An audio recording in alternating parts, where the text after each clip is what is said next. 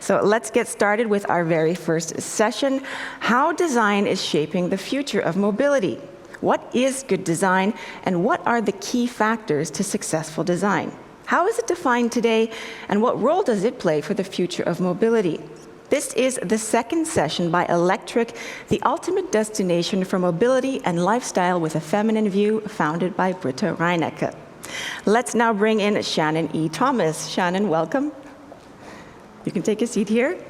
So Shannon is the head of experience design at VanMoof, where she is redefining the future of urban mobility at one of Europe's fastest growing companies.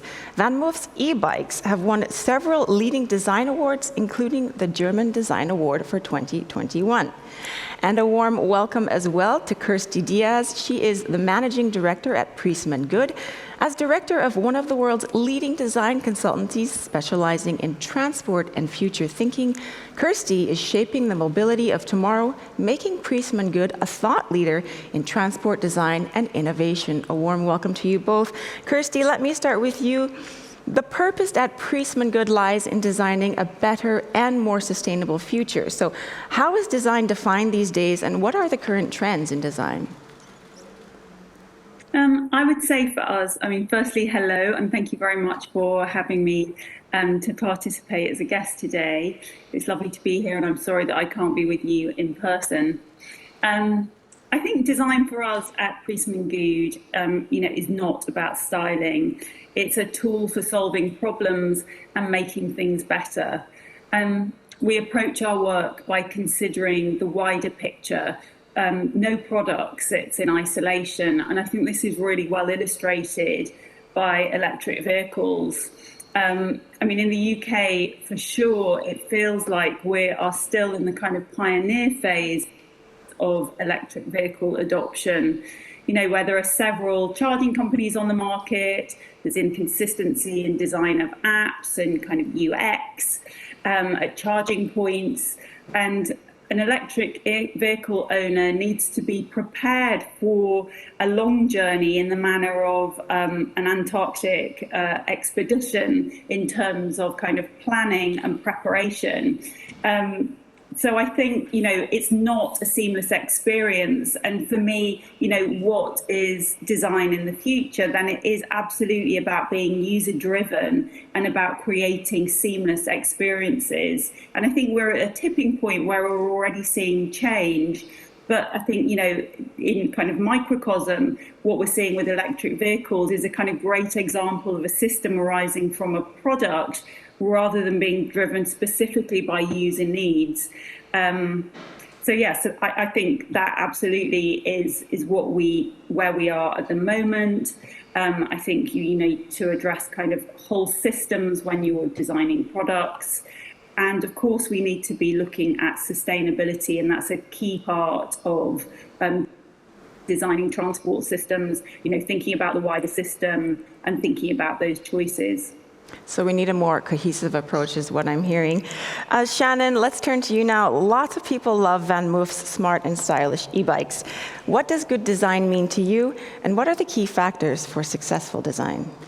Yeah, so I think it goes back to the same thing. It's all about user needs. And so we start with the user needs, and then from there, what we're able to do, especially at VanMoof, we're very lucky in that we have a completely integrated supply chain. And so those user needs, whatever we decide that they are and what we're going to focus on, and how design is going to meet those needs, we can bring that to life because our engineering and our supply chain can support that vision. And I think that that's like our ability to bring all of those pieces together is really what makes good design for us, and I think hopefully what we see more of in the future. One of the keys to your success. So Kirsty, PriestmanGoode recently presented its concept vehicle for autonomous ride-hailing, the new car for London, in cooperation with Dromos Technology.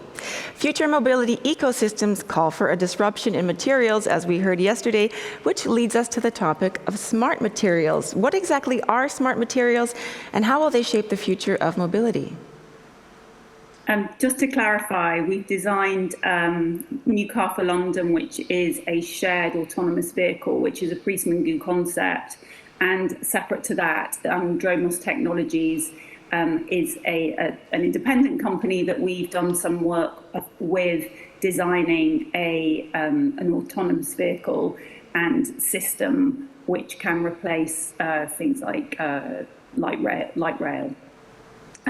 But smart materials and technologies it's all about kind of new materials, are integrating things such as, if I use as an example, photochromatic inks, for example, which can show that a seat is clean, and we can use antibacterial properties to show that to the passenger that an environment is clean, and therefore they feel more reassured. I mean, there are obviously also all the environmental issues about using new materials and natural materials in certified transport environments,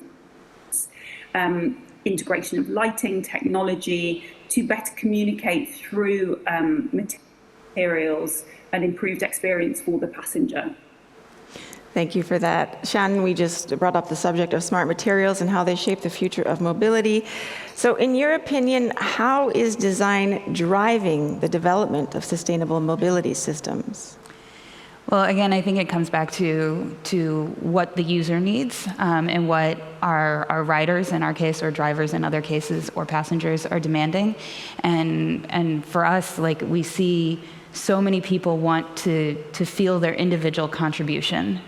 What can I do to make the world a better place? What can I do in my own life to make a more sustainable decision? And so what we're really trying to do is, how do we make sure that people have that choice, and how do we empower people to make that choice? Not only in purchasing a VanMoof or an e-bike or an alternative green form of transportation, but then every morning when they wake up and they say, oh, I have to go to work, like, how do we make sure that that's a decision that they can make and that they feel empowered to go through with? I really like the idea of empowerment, because often we feel so helpless, it's so overwhelming, all of the issues that we're facing. So it's good to have that support. Well, as modes of transport become increasingly shared and connected and autonomous, the experience of drivers and passengers will be transformed, as we've already heard. And as a result, user experience, or UX, will become more and more important. So how will UX define the future of mobility? So Shannon, I know that the VanMoof app unleashes the full potential of your bikes. You can easily unlock it. You can configure everything from the gears to the sound of the bell. Also, with Apple's Find My Network, it provides an easy and secure way to locate your bike on a map. So VanMoof already offers riders not only a great bike, but also a great experience and smart features. What modes of interaction will dominate the future mobility experience? I think the future interactions are going to be fewer interactions. So right now we rely on an app to customize all of these things, but in the future, our users are going to be able to just get on the bike, and the bike will learn what they want. It will learn their commute. It will learn exactly when they want to shift, exactly how much power they want to be assisted with. And right now, like, everything is a setting, everything is like for the user to decide. But in the future, like, they'll get to decide that without opening an app and pressing a button. Okay, sounds good. Less is more. Kirsty, do you think user experience will become the biggest competitive differentiator for car makers and mobility service providers? I think good design and an integrated overall system is going to make the competitive difference. I think there needs to be, in some ways, a shared vision of automotive manufacturers that allows the infrastructure to be in place for there to be wider adoption of electric vehicles, full stop. So I think it is taking a kind of industry shared approach, as opposed to specific manufacturers developing separate systems. I think for it to be really successful, it needs to be holistic. And I think it needs to be focused on, identifying obstacles. So I think VanMoof, for example, has really used that approach as part of their, offer. So, what's an obstacle to having a bike? It's that you are concerned or that, it might be stolen, because statistically, that's an issue. Lots of people say there are issues with bike insurance, etc. VanMoof, in their offer, we have this anti-theft insurance, so we will go out and we'll kind of find your bike for you. For me, that is a really great example of removing or addressing a specific obstacle to the market. So I think that kind of bigger approach, really thinking about what are the obstacles that, make people, either keep their diesel or petrol car or keep traveling, in private vehicles as opposed to adopting public transport as their kind of way of getting around, is really thinking about the whole journey and what determines the choices that people make. And, obviously that is significant from a UX point of view as well, in terms of how you then interact with those products. You're absolutely right. I have to say one of the reasons why I've hesitated purchasing a new bike or a pricier bike is because of that. I know it will just get stolen. So having that sort of extra security is definitely an added bonus. Kirsty, do you think UX will have the power to influence exterior vehicle design? I think this is a really interesting one. I think exterior design is going to be increasingly influenced by accessibility issues. So we know that on the interior of the vehicle, UX has a great potential to, particularly with autonomous, to be delivering, customized interiors, more tailored to your needs. So, for example, in our new car for London, we have an adaptable interior which you can select. So you can say, I'm going to be traveling with large amounts of luggage, or I'm going to be traveling with my folding bike. So I want the interior of the vehicle to be configured to adopt those specific requirements. But I think also we will see perhaps the introduction maybe on longer journeys where VR starts to play a part in terms of determining that experience. So the windows, are more like screens, or you can have some kind of VR experience which might alleviate anxiety. And that inevitably, when we start to think about, I suppose, the exterior glazing, or what that relationship is between inside and outside, will have an impact on the exterior. But I think, fundamentally, we need to really think about ensuring that vehicles are accessible to everyone. So that might be accommodation of a wheelchair, for example, onto a vehicle. And that obviously, when you're thinking about doors and widths and accessibility from that point of view, that will inevitably have an impact on the exterior of a vehicle. I like the idea of virtual reality as a stress reliever. So mobility is undergoing a great transformational shift, and the future of mobility is driven by 3 trends: electrification, connectivity, and autonomous, and mobility as a service. So Shannon, I'm going to turn to you again. What will future mobility look like to you? I think the future of mobility, and I said this in the panel yesterday, it's going to be lumpy. It's going to be not everything is available to everybody, and so like I'm from Amsterdam, and in Amsterdam, like the bike is first, the bike is everything, but that's not the case.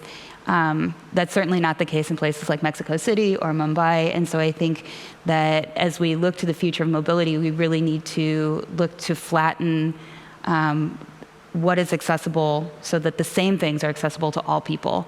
And we can do that through connectivity. We can do that through a variety of means. But it's really about making sure that everybody has the same choices and not just that a few people continue to have more choices. Very good point.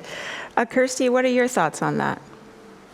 I mean, to Shannon's point, I agree with that. I think often when we're talking about kind of future mobility, we're thinking about an urban setting, whether there is certain infrastructure in place.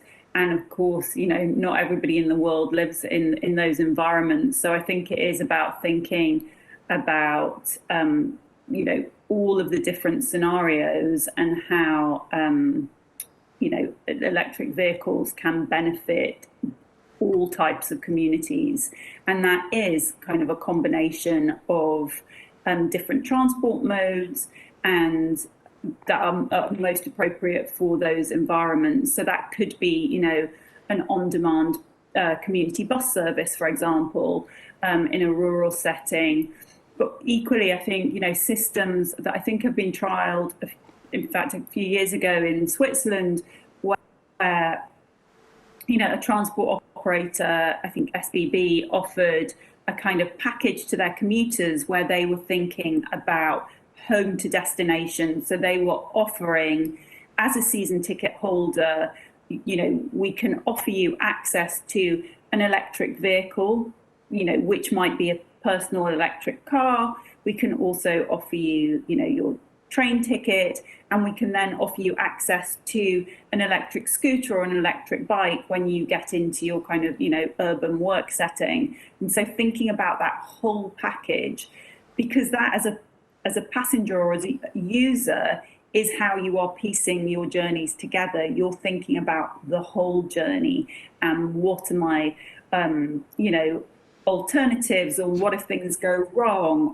How will I get round a problem to get somewhere on time?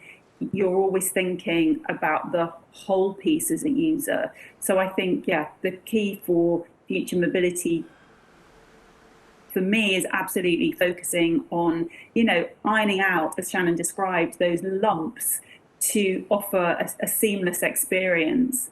And I think when you think about, successful technology disruptors, be it Uber, whoever, they're thinking about it from the user perspective. How do we take out those obstacles to make it easy for the user? And that essentially is how, we will, new systems will be successful.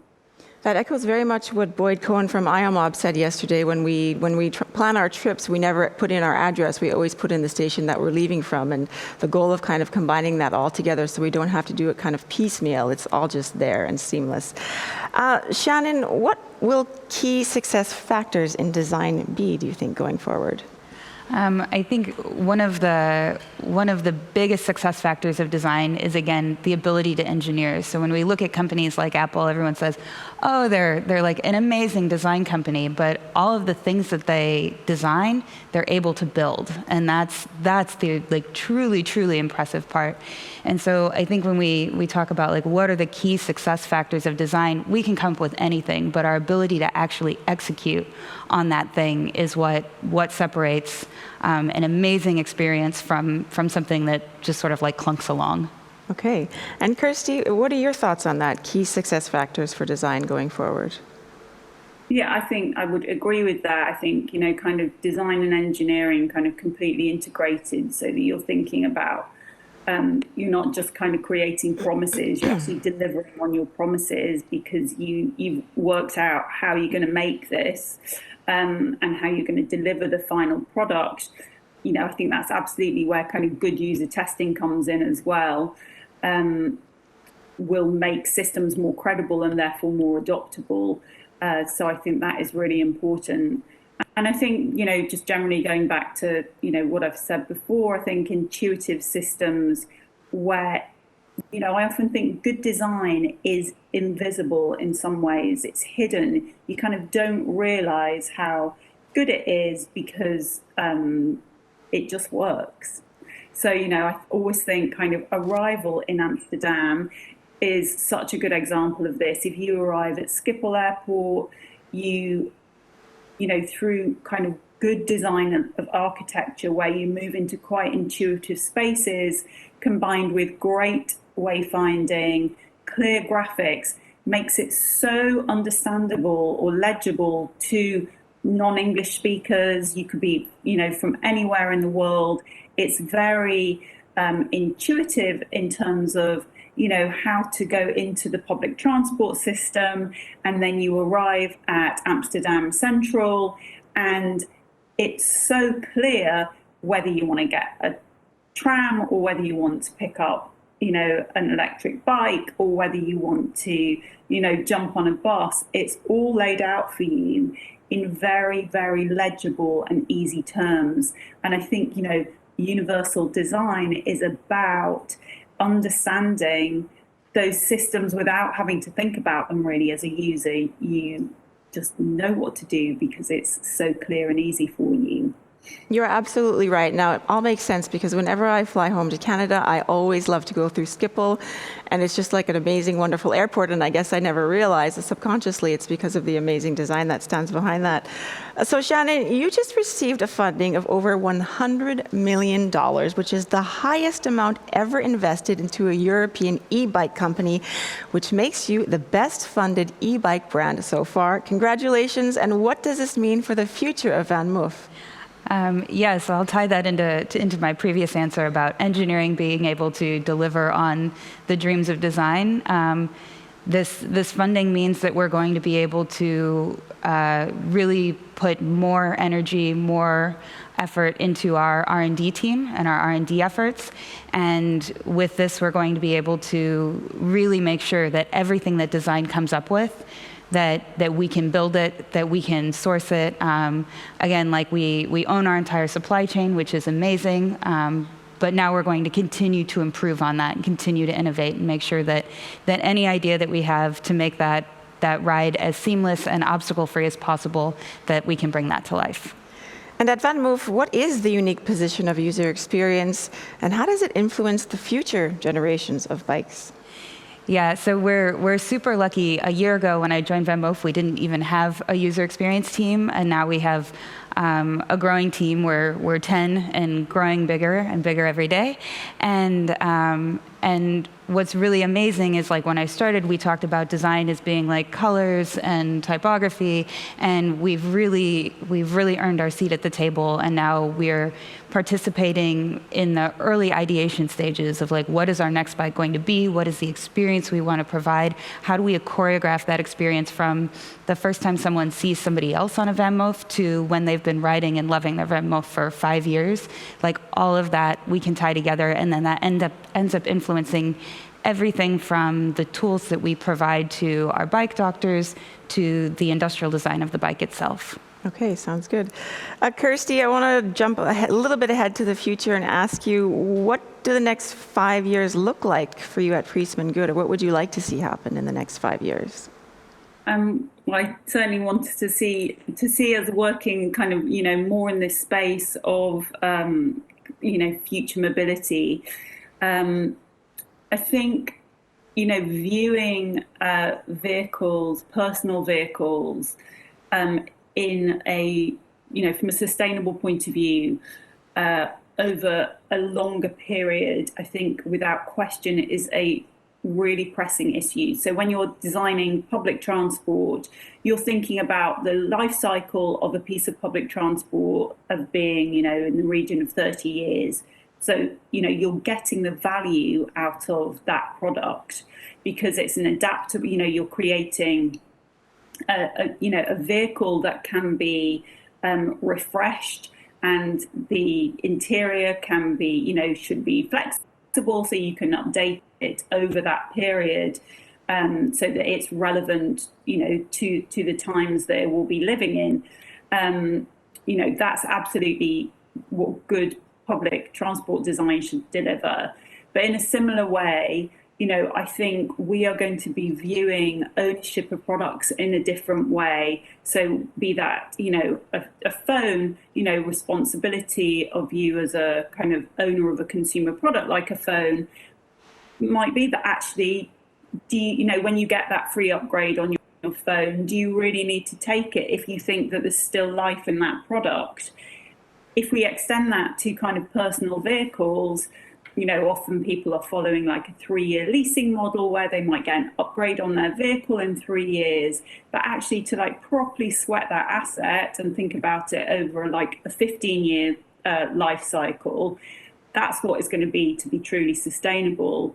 So how do we offer that kind of customization of vehicles or adaptability of vehicles, it for a personal car? I think that's going to be a space that we're going to see change in. Thank you for that, Kirsty. And Shannon, briefly, if you can, where would you like to see VanMoof in 5 years? Well, I'd like to see us in more places. Right now, we have a very limited number of cities that we're in. I'd love to see us, again, reducing the lumpiness of accessibility to bicycles and being in more places for more people. Okay, we had Kirsty from PriestmanGoode and Shannon from VanMoof. I thank you both very much for your time. Thank you. Thanks so much. Bye-bye.